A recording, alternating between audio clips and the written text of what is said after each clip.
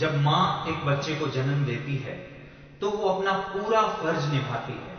वो उस बच्चे की परवरिश करती है, उसे पढ़ाती है, लिखाती है, उसे इस काबिल बनाती है कि वो अपने पैरों पर खड़ा हो सके। 15 से 20 साल के बाद में उसे किसी के कंधे की जरूरत ना पड़े, वो खुद अपने बलबूते पर चल सके। लेकिन क्या हमारी सरकार ऐसा कर रही है? 17 से 18 साल के उस लड़कपन को देशभक्ति की कसम दिलाकर उससे 15 साल तक उसके खून पसीने से देश की सेवा तो करवाती है, लेकिन क्या उन 15 सालों में वो उसे इस काबिल बनाती है कि जब वो रिटायरमेंट के बाद बाहर की दुनिया में जाए तो अपने साथियों से कंधा मिलाकर काम कर सके? क्या वो उन्हें इस तरह पढ़ाती है, उन्हें उनका हुनर सिखाती है? जब वो जवान 15 साल बाद वापस घर आता है तो देखता है कि दुनिया तो 15 साल आगे निकल चुकी है, और अगर उसे दुनिया का साथ चाहिए तो बहुत मेहनत करनी पड़ेगी, बहुत कड़ी मेहनत करनी पड़ेगी, पढ़ाई करनी पड़ेगी, कुछ नया सीखना पड़ेगा। क्यों? क्योंकि वो 15 साल जो उसने काम किया है वो बाहर काम नहीं देने वाला है, और बाहर की दुनिया में कंधे से कंधा मिलाकर चलने का उसका सपना टूटता हुआ नजर आता है। ऐसा पल मेरे हर एक फौजी भाई के जीवन में आता है। यही वो पल है जब वो विचार में पड़ता है और जब वो सोचने लगता है कि ऐसा क्यों हो रहा है। कुछ प्रयासों के बाद में जब उसे पता लगता है कि बाहर की दुनिया नियमों से नहीं चलती, बाहर की दुनिया के कायदे कानून कुछ और हैं, तब उसको सिखाई गई ईमानदारी, सत्यनिष्ठा और वो सारी बातें जो नैतिक मूल्यों की हैं, उसे लगता है शायद झूठी थी, शायद अधूरी थी, शायद गलत थी, और फिर वो अपने आप को मनाने लगता है, कोई बात नहीं, जिंदगी इसे ही कहते हैं, और अपने प्रयासों की गति को धीमी कर देता है। लेकिन आप बताइए, क्या सरकार इन जवानों की एजुकेशन का, इनके स्किल डेवलपमेंट का, इनमें हुनर पैदा करने का काम उस समय नहीं कर सकती जब ये जवान सेना के अंदर होते हैं?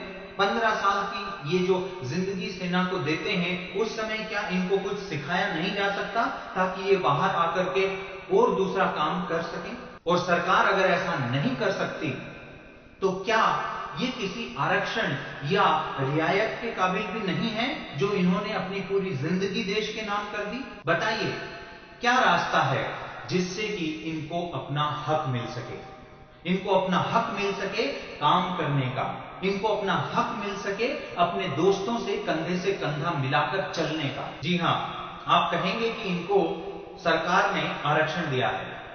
जी, राज्य सरकार और केंद्र सरकार दोनों ने इन्हें आरक्षण दिया, लेकिन इस आरक्षण का लाभ कितने जवानों को मिलता है, ये एक चर्चा का विषय है। चर्चा का नहीं बल्कि गंभीर चर्चा का विषय, क्योंकि सही मायनों में इन्हें इनके आरक्षण का लाभ नहीं मिल रहा है। इनको मिलने वाले आरक्षणों का लाभ किसी दूसरों को दिया जा रहा है। सरकारी कुर्सियों पर बैठे लोग, सरकारी तंत्र का ढांचा उन कायदे कानून को पूरी तरह से लागू नहीं कर रहा जो इनको इनका आरक्षण दे सके। देश के कई राज्य हैं जो इस आरक्षण को पूरी तरह निभा रहे हैं, लेकिन काफी राज्य ऐसे हैं जिनको अभी भी इस आरक्षण पर काम करना नहीं आया है और इसका लाभ इन सैनिकों को नहीं मिल पाया। इन्हें इनका आरक्षण ना देकर सरकारी तंत्र को तोड़ मरोड़ कर कुछ सरकारी लोग इनके हक से इनको वंचित रख रहे हैं। और ये आज की बात नहीं है, पिछले 28 सालों से ऐसा ही होता आ रहा है। आरक्षण के नाम पर इनको सिर्फ एक दिलासा दी जा रही है। बहुत बड़ी संख्या में भूतपूर्व सैनिकों ने अपने इन हकों की मांग की, लेकिन राज्य सरकार और केंद्रीय सरकार दोनों ही उनकी इन मांगों पर चुप्पी साधे बैठी हुई है। हो सकता है शायद सरकारें अब ये भूल गई हैं कि इन जवानों ने अपने जीवन का बहुत बड़ा हिस्सा देश के नाम किया है। ये सरासर नाइंसाफी है कि इन्हें इनका हक नहीं मिल पा रहा है। या यूं समझिए कि 15 साल की नौकरी करने के बाद में इनकी सीमा पर की लड़ाई तो खत्म हो गई है, लेकिन इन्हें मजबूरन अपने हक की लड़ाई लड़नी पड़ रही है। मैं बताना चाहता हूं आपको कि राजस्थान के झुंझुनू, सीकर, चूरू, बीकानेर, हनुमानगढ़, जोधपुर, नागौर, अजमेर, जयपुर, दौसा, करौली, अलवर, भरतपुर, बारां, बाड़मेर, इन सभी जिलों से भूतपूर्व सैनिक अपने इस हक की लड़ाई के लिए सार्थक रूप से प्रयत्नशील हैं तथा अन्य जिलों से भी भूतपूर्व सेनानी अपना सहयोग दे रहे हैं। राजस्थान एक्स सर्विसमैन संघर्ष समिति के जरिए ये किसी एक व्यक्ति के हक की मांग नहीं कर रहे हैं, बल्कि देश के हर उस जवान के हक की मांग कर रहे हैं जो देश की सेवा में अपना जीवन समर्पित कर चुका है या कर रहा है। सीधे शब्दों में बताऊं तो इन भूतपूर्व सैनिकों की मांग सिर्फ इतनी सी है कि राजस्थान सरकार द्वारा भूतपूर्व सैनिकों का राज्य सरकारी सेवाओं में आरक्षण से खिलवाड़ करने वालों पर सख्त कार्यवाही करवानी चाहिए। भूतपूर्व सैनिकों हेतु सरकारी सेवाओं में अनुभव की अनिवार्यता एवं 40% अंक प्राप्त करने की अनिवार्यता की शर्त समाप्त की जाए। भूतपूर्व सैनिकों का आरक्षण सिविल लड़कों एवं लड़कियों को अवैध रूप से दिया गया है, उसकी सीबीआई जांच हो। भूतपूर्व सैनिकों का SC/ST की तरह ही 3 साल का बैकलॉग रखा जाए।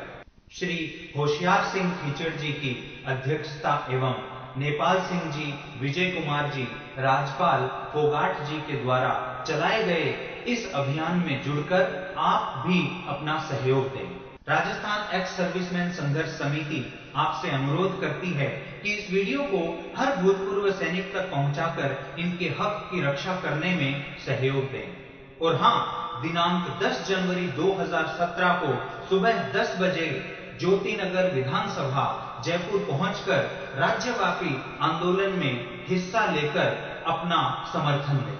हम आभारी हैं राजस्थान एक्स सर्विसमैन संघर्ष समिति के, जिसने हम गौरव सेनानियों के हक के बारे में सोचा और आज इसे राज्य स्तरीय आंदोलन में परिवर्तित कर हम सबको रिटायर होने के बाद एकजुट करने में अपनी कर्मठता दिखाई।